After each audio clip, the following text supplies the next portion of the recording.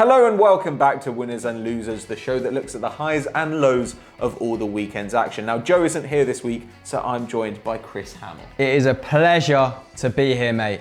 Sort of. And Joe is off having hair surgery. Fear not, he'll be back next week, given the gingerness is corrected. Well, either it'll be successful or it'll kill him, so win-win. And speaking of win-win, how's that for a segue? Liverpool. So professional. Liverpool are our first winners of the week. They triumphed 2-1 over Chelsea at Stamford Bridge. Now, Liverpool actually cannot stop scoring this calendar year. They've scored more than any other Premier League club in 2016. They've managed 52. Compare that to 43 for Spurs and 38 for last season's champions, Leicester City. Say what? Yeah, but there's one slightly surprising player that Chris Hamill wants to highlight. Is that right? Yes, mate. I want to talk about Jordan Henderson for a change, the unsung hero of that Liverpool side.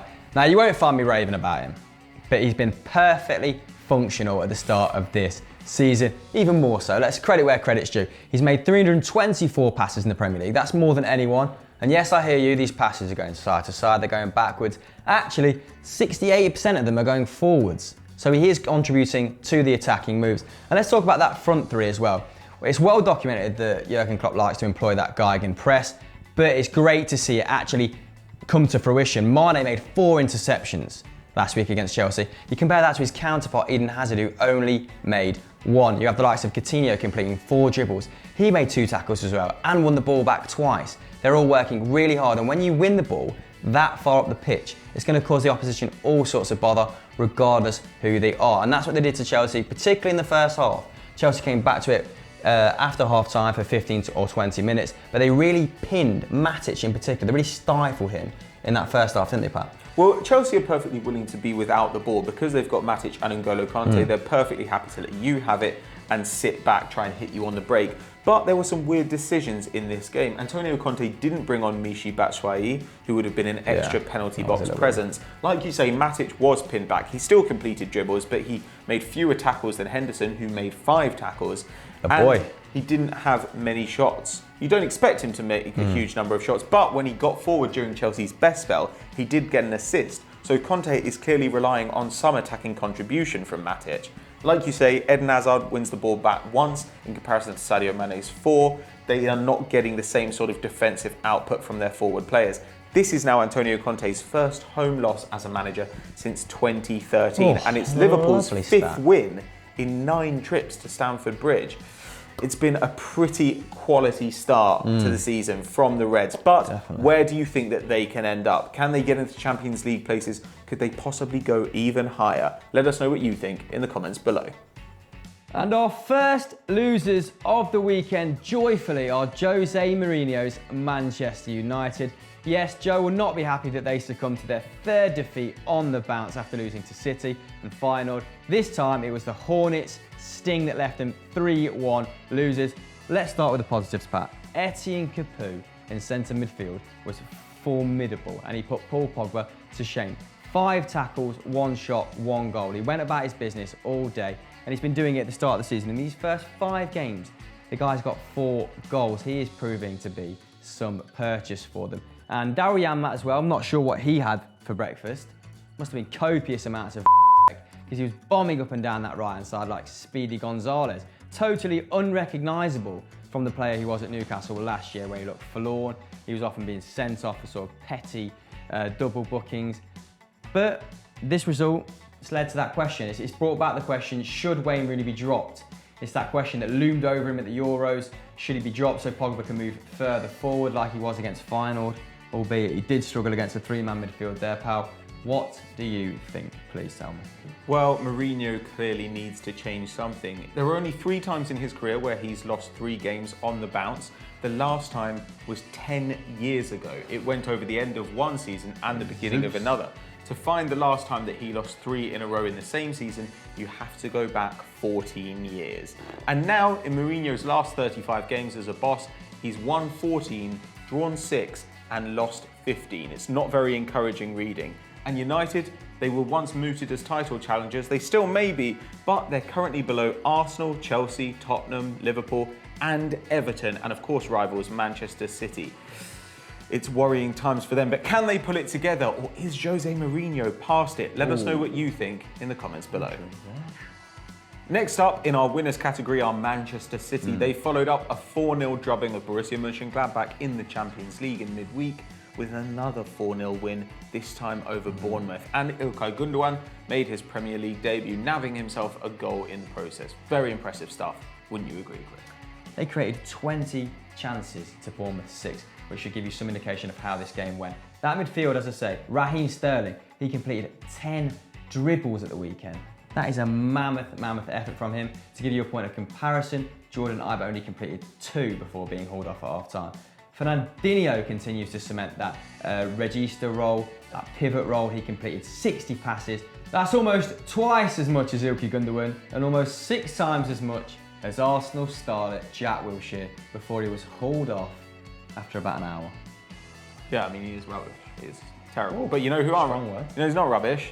Kevin De Bruyne. What a phenomenal player that guy is. Incredibly strong, fast enough, incredible vision.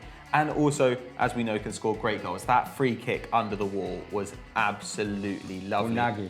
And also, I'd like to give a shout out to Kelechi Iheanacho, who is in my fantasy team. Yeah, I've got Raheem, so next. No one cares, I've got De Bruyne, shut up. Kelechi Iheanacho now has 10 goals off 14 shots. That is fair. Which is ridiculous, and it will definitely regress. There's no way he's going to carry on scoring at that rate. But it does show this guy's skill. And it shows as well that he's a perfectly able deputy for Sergio Aguero. Got a great goal in this game, you know, finishing off that sweeping move up pitch, and got himself an assist, though Raheem Sterling only just managed to get it over the line. But incredible stuff. The only down note was Nolito getting sent off for a very, very silly headbutt. But nonetheless, Manchester City, how far can they go? Are they going to win the league? We might already know this season's winner. Our next losers are Slavan Bilic's West Ham, who succumbed 4-2 to Tony Pulis's free-scoring West Brom side. Now, this isn't something new. This is the second game on the bounce. They've both lost and conceded 4 goals in. They've already conceded 13 goals this season in the Premier League. Only Stoke have conceded more. But Pat, you're telling me this isn't a new phenomenon? It is not. In 2016, only 3 Premier League teams have conceded more league goals than West Ham. There's Stoke, who are obviously having a horrible start to the season. There's Bournemouth, who are not doing particularly well either. And there's Aston Villa, who are not in the league this season because they got relegated because they were too bad to be there. It's all bad news for West Ham, except in one place, and that is Mikel Antonio. Once again, he's scored a header. In fact, West Ham have only had 5 headers go on target this season. All of them have come from Antonio, and all of them have ended up in goals. Now, that's not going to carry on because Mikel Antonio is not Gandalf, but it is pretty impressive stuff, and they will hope that the return of Dimitri Payet can spark some kind of revival. I'd like to see Antonio in the next Lord of the Rings, though. Anyway, where do you think West Ham are going to finish, guys? Better than last season? Probably not at this rate, but top 10, maybe? Let us know in the comments below. Our next winners are Borussia Dortmund, who followed up a 6-0 win over Lega Warszawa with another 6-0 win, this time over Darmstadt in the Bundesliga. Chris, who do you want to highlight? I want to talk about Pulisic and Castro. The young American Pulisic had 15 touches in the opposition's box, got 2 assists and bagged himself a goal in a very complete performance in a month that's seen him linked with Liverpool. Castro, on the other hand, and his midfield counterparts, Weigl and Guerrero, made 215 passes between them. Castro getting himself on the score sheet in a hugely impressive performance. He finished up on 2 goals, an assist, made 2 tackles, and had a pass accuracy of 87%. Now that is what I call a good day at the office, Passo. You wouldn't know, you've never had one, mate. Now, Darmstadt did have a man sent off in the 57th minute, which explains Dortmund's late flutter of goals. That numerical advantage paid dividends.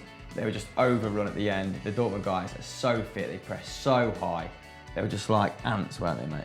Yeah, Socrates was amazing, won 5 aerial duels. Emre Mor got his first goal for the club. And the guy who I was really impressed by was Rafael Guerreiro. This is a guy who normally plays left back or left wing. This time he was playing defensive midfield, notionally defensive, because Dortmund were on the attack for the entire game. What a phenomenal player he was. How comfortable on the ball he is. It looks like he's going to be driving that midfield on. It could be an interesting replacement for İlkay Gundogan. But can Dortmund push Bayern Munich in the Bundesliga? Have they got a chance of actually winning the title? Let us know what you think in the comments below.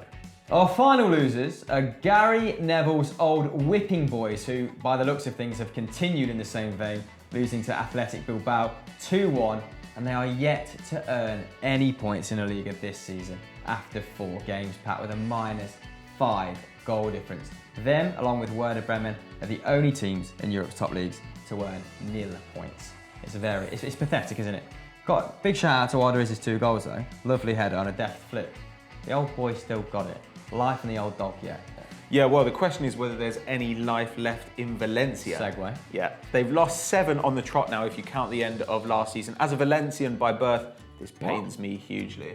I was born in Valencia, just so you know. Did not know that. There's a little note for the Football Daily fans out I'll there. get for you. Look, this is only the 3rd time in Valencia's history that they've lost the first 4 games of the season. And in La Liga, the last 2 teams who lost the first 4 games of the season have been relegated. Yeah. It's really troubling. No La Liga team has conceded more than Valencia's 10 so far this season. It's very, very worrying stuff. Can Paco Ayestaran pull out of this nosedive? Obviously, they lost some players. They lost Mustafi, they lost Paco Alcácer, but they're a too big a club to get relegated, surely. We really hope so. Let us know what you think. Can they arrest this slide, or are they on their way to the Segunda División? Pronunciation. Yeah.